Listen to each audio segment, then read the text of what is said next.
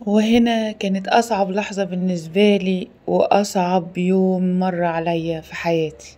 هنا بقى كنت ابتديت أحضر شنطة ابني بتاعة الجيش، وزي ما انتوا شايفين معايا كده دي الشنطة اشتريناها عشان نحط له فيها حاجته بتاعة الجيش. وعايزاكوا تقولولي الحاجات اللي انا جبتها دي صح ولا غلط، وهيستخدمها ولا لأ، وهينفع تدخل ولا لأ. بس قبل ما نبدأ الفيديو نصلي على الرسول، عشان بالصلاة على الرسول بتنحل وتنفك العقد على طول. صلي على الحبيب قلبك يطيب. دي شنطة الجيش اللي هياخدها معاه، شنطة كده بتتعلق على الظهر. جبناها شنطة كبيرة كبيرة وبتتوسع زي ما انا وريتكم السوستة من تحت، مخلة يعني بتاعة العساكر، علشان هو داخل الجيش. هو الحمد لله سنة يعني ان شاء الله تعدي على خير بإذن الرحمن، بس كان يوم صعب عليا قوي قوي قوي. دي بقى الشنطة زي ما انا قلت لكم، هي كبيرة وبتوسع وبتكبر. دي اسبريهات، انا جبت له اسبريهات بس هو ما خدهاش، ما حطيتهاش في الشنطة لان قالوا لي مش هينفع. وده مزيل للعرق، انا جايبه له 2 سبراي و2 مزيل للعرق زي ما انتوا شايفين معايا. طبعا انا كنت بحضرها بدموع عينيا وده معجون سنان. وطبعا كان يوم صعب صعب صعب، يعني صعب على كل ام. ربنا يا رب يخلي ولادنا وما نشوفش فيهم اي شر يا رب، ويا رب يعني يصبر كل مبتلي وما يحرقش قلب ام على ضناها ابدا يا رب يا رب، ورجع ابني ليا بالسلامة يا رب. دي بودرة للصراصير والحشرات والحاجات دي، جبتها له برضو عشان لو المكان مش نضيف يرش.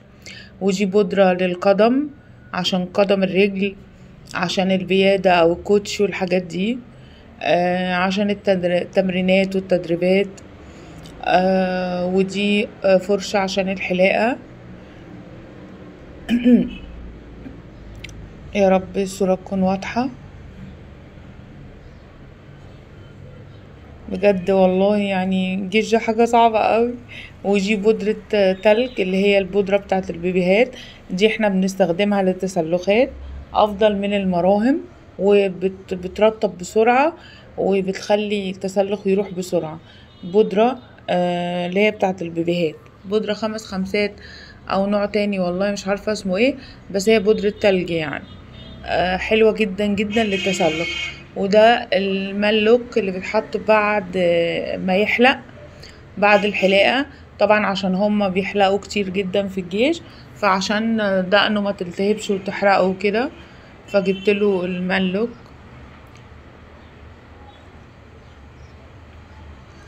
حبيبي ونور عينيا وقلبي، هو خلاص مشي طبعا. وحشني قوي قوي قوي، مشي بقاله 8 ايام. بس انا ما كنتش قادره ان انا اصور الفيديو بصراحه يعني. ده كشاف ومرايه، انا جبت له كشاف ومرايه بس هو ما خدهمش وقال لي لا يا ماما ما لهمش لازمه، والمرايه مش هيرضوا يدخلوني بيها.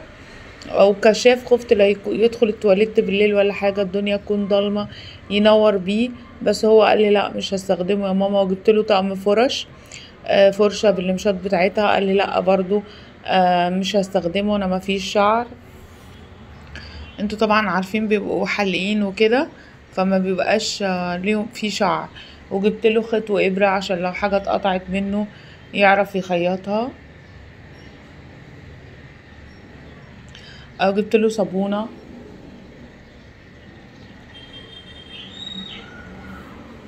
صابونه لوكس عشان يغسل ايده.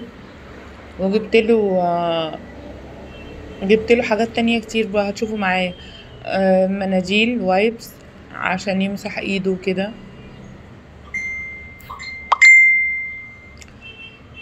شيء لابد منه بقى، لله الامر من قبل ومن بعد، الجيش لا مفر منه، لازم يدخل الجيش ويقضي جيشه على خير. ودي مناديل،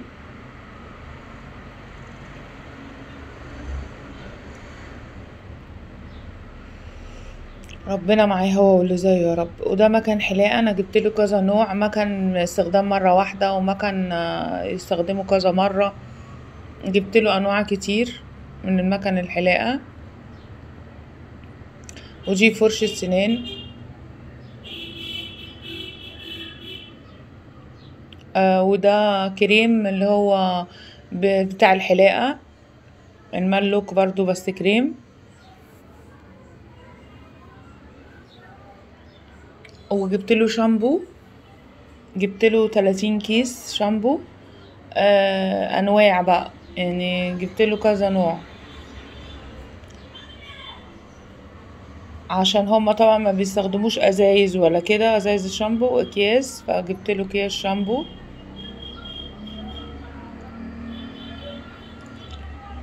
يا رب بس لما يكونوا دخلوه بالحاجات اللي كانت معاه. وده مزيل العرق تاني، انا جايبهوله، يكونوا دخلوه بالحاجات كلها. يعني هو قال لي الحمد لله يا ماما الحمد لله، طمني عليه طبعا مرة، يعني لو اتاحت الفرصة بيطمني. بس هو وحشني قوي قوي قوي قوي قوي، وحشني جدا جدا، ما كنتش قادرة والله ولا حابة اعمل الفيديو، بس عشان كل ام تشوف لو محتاجة تاخد مني فكرة يعني. ودي اكياس اوكسي، جبتله اكياس اوكسي عشان يغسل غياره او اي حاجة خفيفة عايز يغسلها، عشان او اي ام تاخد فكرة. عملت الفيديو ده عشان لو حد داخل الجيش او هيدخل لسه، والدته تشوف يعني وتجيب له الحاجة وتاخد مني افكار. دي الاقفال، جبنا له اقفال علشان يحط حاجته في شنطته يبقى مقفول عليها او في الدولاب كده يعني.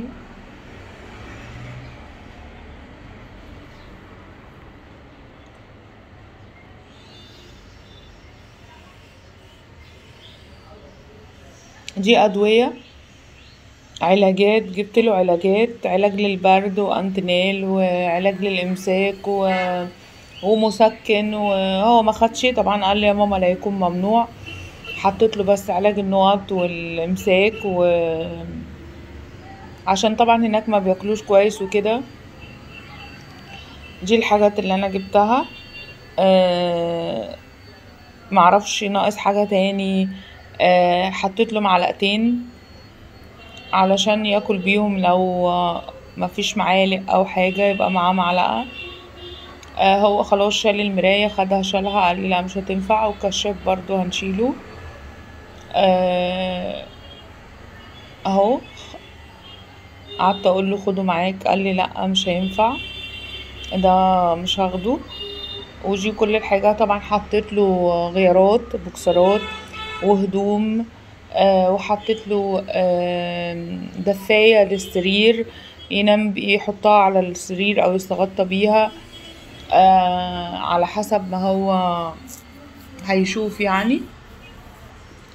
بس دي كانت الحاجات. وبصراحة انا يعني كان يوم تقيل على قلبي اوي، وكان يوم صعب اوي. جبتله مواس، بس هو قال لي يا ماما لا مش هستخدمها، مش هينفع اخدها معايا، فما خدهاش.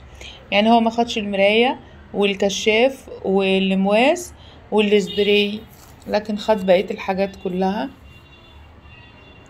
ربنا يا رب معاه هو واللي زيه، ويعينه ويقويه ويرجعه الحضن بالسلامة يا رب. هو هنا كان ابتدى يشيل الحاجة وياخدها، عشان خلاص كان هيحضر الشنطة. حبيبي ونور عينيا، ربنا يا رب معاه ان شاء الله، واشوفه على خير باذن الله. وانا حبيت اعملك الفيديو عشان تاخدي افكار لو حد رايح الجيش.